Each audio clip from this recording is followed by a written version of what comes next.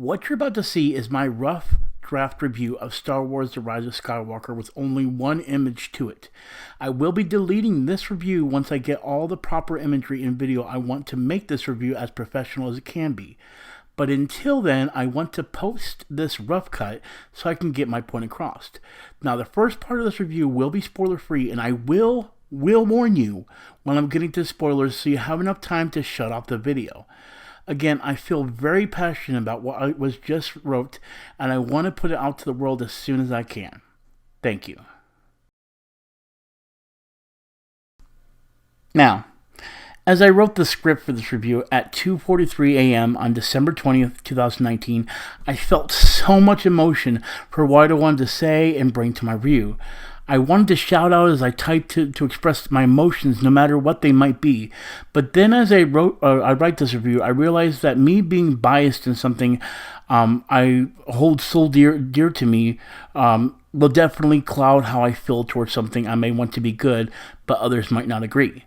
See, I tend to do this a lot with my reviews because I just love the original source material so much that I want to shout out my love for it.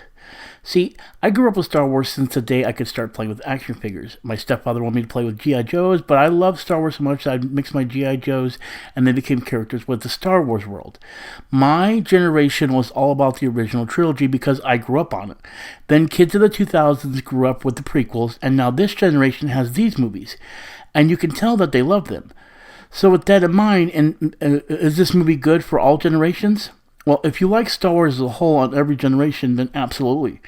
I feel this movie wraps up everything in a bow. Now, of course, things are shoehorned into me, and there were parts that may have been slow, but the parts that really hit me as a hardcore fan had so much raw emotion that I forgot the bad parts. And isn't that what we want in any movie? Honestly, it's never going to be easy to make all fans happy at all, and honestly, if you haven't at least seen every single Star Wars movie, then this movie isn't for you. This is for the fans that love them all. Now sure, we have things we despise in past movies, but as fans, we appreciate those things that make up for the bad. I could force myself to remember anything that may have been boring, but honestly, it would break my own heart to try because I don't want to forget the many more great things that triggered my emotions as a Star Wars fan. And I know for those who don't focus so deeply on Star Wars, you may not understand why some things would hit the heart of a true fan. But honestly, I don't think this movie is for those people. Now, as a movie, it may not stand alone and is probably really messy, and my eyes might be clouded. Or maybe they can't get out of that OG trilogy bubble that people tend to be in. I may not be the best critic out there for something like this since I'm so biased, but does a franchise we love so much deserve such harsh criticism that when even the creators themselves grew up with the same movies we did, loved them so much, and then make a movie that we don't like? Honestly, I believe this movie is for those who love Star Wars and live and breathe it. And most importantly, and I can't stress this enough, I feel this is for the princess that we lost. So, at least love it for her and the legacy she helped start. Honestly, I hope this gives you an idea of how I felt about this movie and why it deserves to be loved. Now, for those who have seen the movie and want to know more about why it means so much to me and all the hardcore fans, then please sit back and enjoy what will probably be the most expansive spoiler review ever. Now, so for those who have not seen Star Wars The Rise of Skywalker, I want you to stop this video now and go see the movie. Then come back and watch this part of the review. This is spoilers now, guys. I'm going to get into spoilers, but I'm also going to get deep into emotions about how critics are and things of that nature, okay? This is off the cuff right here. This is not scripted. I know things are messy out there with reviews, things of that nature, and I want to get my point across. So I really, really believe if you go to see this movie and you want an honest opinion from a fan, but at the same point a fan that's going to be honest with you about how I feel how harsh people can be, then come back to this review after you see the movie, and then come to the spoiler part of this review at 4 minutes into the review, and come back and watch it, guys. I feel wholeheartedly you need to listen to this next part. I'm going to go into depthly. I've scripted it, but I scripted it from the heart. Okay, so now that we got spoilers out of the way, I want to say this first. Chewie got his medal. Now wait, I'm skipping ahead way too much. Let's start from the beginning, okay? I'm going to be scatterbrained because certain parts of this movie linger on my mind so much. For example, in all the movies, C-3PO has been threatened to have his mind erased by the enemy. But in this movie, it's his friends that wipe his memory. Or how at the end of A New Hope, both Han Solo and Luke Skywalker both got a medal, but Chewbacca didn't.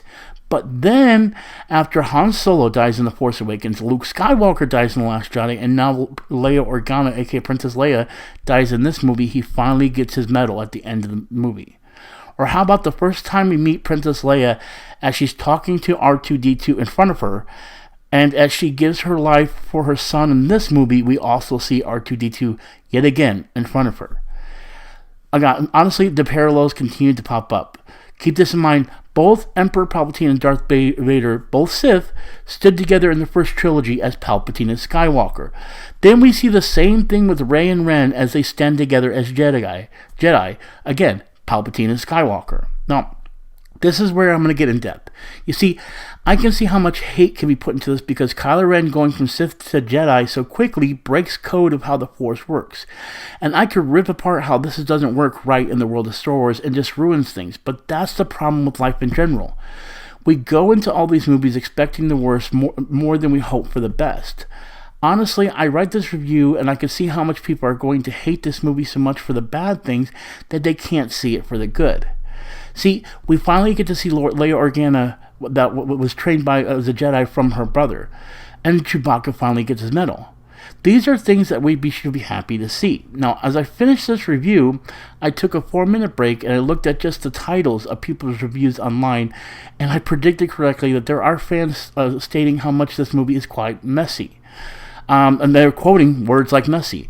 I'm feeling sadness for those who don't get what they want out of this movie or anything they want, on their own. How do you make such a huge community of fans so happy and give them all they want? Let me put this in perspective. The show The Mandalorian on Disney Plus is a fantastic show that fans are loving, and this fan also loves it as well. I love that show. But one thing I also notice is it's all fresh content in a world we love. Now, how do you keep things fresh in the movies if we're still using the same characters? Yeah, it takes time to make stories, and that's why television shows works because it gives time. But we expect so much from the saga, but we all can never agree on what's the good parts because we all like only certain parts and shun others. But again, we have to understand that we all have different things that appeal to us, that it helps to separate things in their own world. Star Wars is so massive that it can't hold itself together enough to make everyone happy, that it crams so much in at least hoping that it can make all of us happy, but in return only makes some of us truly happy. So am I biased as a fan of the whole Star Wars world? That my review might be shadowed by those who are willing to make a bad review just so they can get clicks or views, but are they truly fans if they can at least step outside their bubble and ask someone who isn't a hardcore fan what they think? Alright, listen. I'll end my review with this. My mother attended this movie with me, and she has only seen the Star Wars movies once, maybe twice in her life. She isn't passionate about Star Wars as I am, and in no way would have known why the medal was given to Chewbacca is so significant, or why R2-D2 being at the foot of Princess Leia's deathbed is so emotional. But for her, she enjoyed herself so much that she couldn't take her eyes off the screen, and even when she sat in a reclining theater seat with barely any sleep and has been the most relaxed in her life she's ever been, she sincerely enjoyed the movie as much as I did, and I live and breathe Star Wars as a fan. There's just so much that was put into this movie that I feel like was credited to put in there for the fans. That, yeah, maybe it was a mishmash of too much information, too much to process. There's a lot of things that people can nitpick with this movie. I feel passionate enough to say that I think this was a great way to go out. There could have been things that could have been done, but you know what? Based on how much time and management and what everybody wants, can't make everyone happy. But you did make this one fan happy. But that's just my opinion. I want to thank you all for watching. I hope I didn't bore you too much with my thoughts. Honestly, if you're new here, please subscribe. And also, please show some love to the following members as well. They've dedicated themselves to my channel by being Tier 2 and Tier 3 members. I want to show them love, so please do the same in return. And if you would like to become a member yourself, just click the join button below. And as always, I am Putty Man of the Gamer Potheads. Thank you guys so much for watching my review. I will be doing a more in-depth review with little Easter eggs and things of that nature.